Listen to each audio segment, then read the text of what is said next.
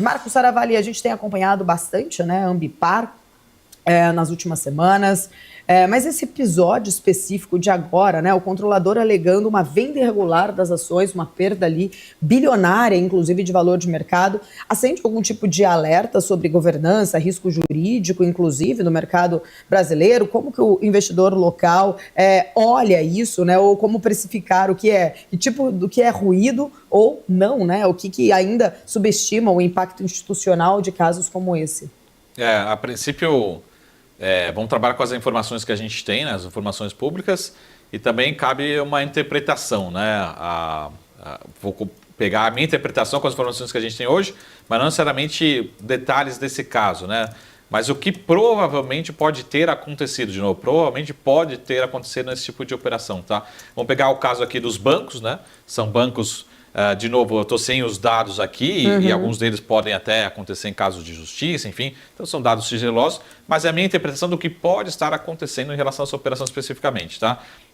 O que pode acontecer, ter empréstimos, né, envolvidos, ou seja, ao banco emprestou recurso para ele, só que ele colocou essas ações como garantia, tá? E aí, de novo, pode acontecer também nessa cláusula desse empréstimo, tá? Se tiver oscilação, tiver mudança de rating, enfim, mudança de fundamento da companhia, as ações serem liquidadas compulsoriamente, ou seja, de forma, enfim, não precisa da autorização, né, do dono, enfim, da custódia dessa ação, para a exigência das garantias em relação aos esses empréstimos, tá? De novo, essa é a minha interpretação de uma forma bastante subjetiva, tá? Sem entrar em detalhes, eu estou tentando entender o que pode ter acontecido, tá? Então, o banco, ele não vai tomar uma decisão, né, de vender, ela não tem autorização de operar por um determinado cliente, mas provavelmente dentro de um contexto de crédito, tá? Isso tudo regulado, né, bem documentado, isso pode acontecer, de novo, pode ter acontecido alguma venda compulsória, né, em que o banco vai falar assim, eu vou exercer a minha garantia, você tinha colocado as garantias, né, e antes que eu não consiga nem exercer a minha garantia, eu vou vender isso torna recurso financeiro e vai para a justiça ou vai numa outra conta separada, tá? Estou tentando entender um pouco a interpretação, tá? Então, existe agora esse movimento, como as ações se valorizaram muito no ano passado e agora se desvalorizaram muito, isso certamente pode ser uma cláusula dos empréstimos ao longo de todos os recursos ao longo do tempo, tá? Então, a gente está falando aqui não só de acionista, mas o acionista ele está correndo risco, né, sempre, mas agora estamos falando de credores. A minha preocupação agora, até a gente viu um caso especificamente durante essa semana, sobre operações estruturadas que estavam em cima de dívidas dessas companhias, né, Braskem e Ambipar. Isso está trazendo risco, né? Vamos pensar aqui, um banco, ele é credor a vida inteira, ele sabe emprestar dinheiro, sabe o risco que ele está correndo nos empréstimos. Mas é uma preocupação se o investidor final, né, se a pessoa física montou operações em cima desses créditos, em cima dessas estruturas, se eles sabiam de fato os riscos que estavam correndo. É lógico que tudo isso é documentado, tudo isso é certificado, né? Mas, às vezes no dia a dia a gente não acaba recebendo as informações necessárias, né? A gente acaba não lendo todos os documentos, mas o impacto, a gente já está começando a ver impactos, por exemplo, em fundos de investimentos, em fundos que tinham posição não só em ações, mas como eu falei, ações é a renda variável e esse é o risco que o cliente, o investidor está ciente. Mas será que ele está ciente nas operações ou fundos de crédito, né, considerados de renda fixa, enfim, tá? Então essa é a preocupação. A gente sabe que está sendo contaminado tanto por Ambipar como o Braskem, mas olhando para esse caso específico, tá? Eu acho que é uma opinião do controlador, do acionista, mas provavelmente, de novo, uma interpretação minha aqui, sem ter detalhes do documento, é uma execução, talvez compulsória, para as garantias, para ser executadas as garantias de uma possível dívida, tá? E de novo, toda a corretora, todo banco, tudo isso é muito documentado, né? Não toma nenhuma decisão pelo cliente, casos específicos aqui que possam ter acontecido numa execução de uma potencial garantia, tá?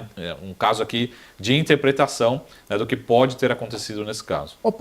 Saravalli, nesse aspecto aí, a gente até viu nessa semana, né, uma série de reclamações por conta de liquidação do COI, né, da Ambipar.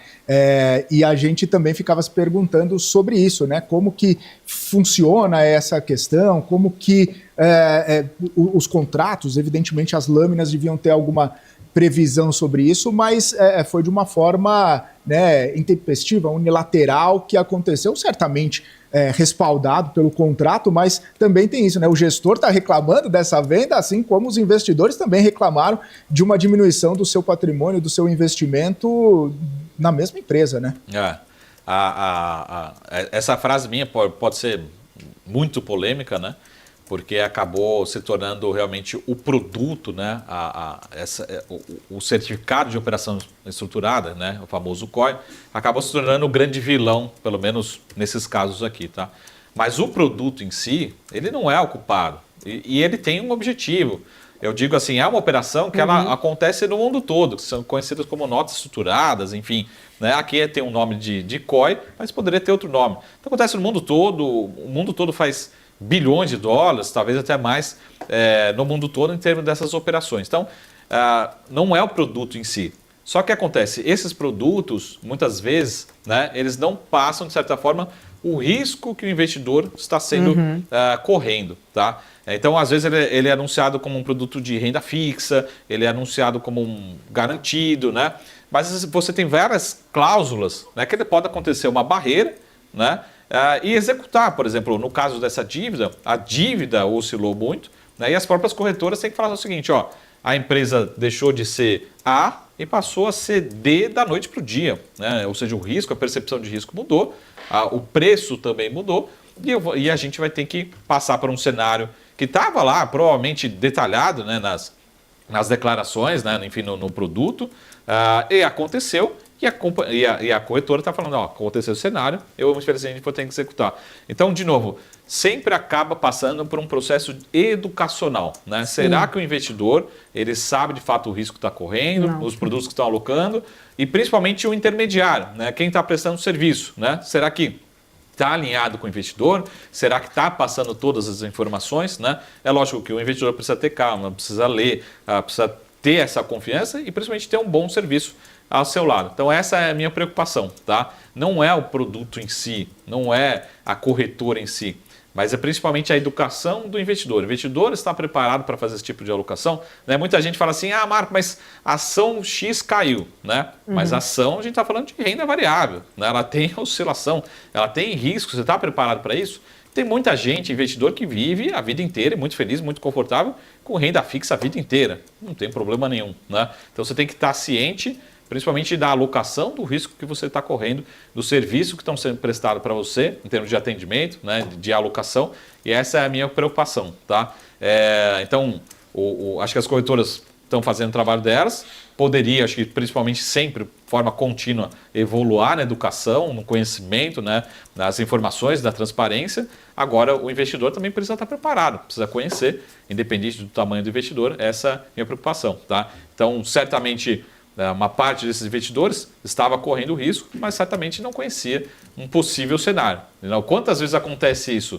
Não é todo dia, né? Mas no Brasil, infelizmente, vai se repetindo, vai acontecendo de uma forma mais constante, mais rotineira, tá? Esse caso. Só a gente vai lembrando de lojas americanas, de Light, agora Braskem, né? Ambipar, e a gente fala de ações, mas o risco também pode ser muito, muito grande também numa operação de renda fixa, uma operação de dívida, uma operação de crédito. Né? Essa é a minha preocupação. De novo, não é para a gente culpar o produto em si. A gente precisa culpar, talvez, a gente precisa trabalhar mais e mais e mais a educação do investidor, o conhecimento do investidor. O investidor precisa conhecer o produto, conhecer, saber o risco que está correndo e saber se aquilo lá também é uma boa alocação para ele, para o perfil dele. Né? Então, esse é o resultado. Né? Infelizmente, vai ser bastante gente prejudicada.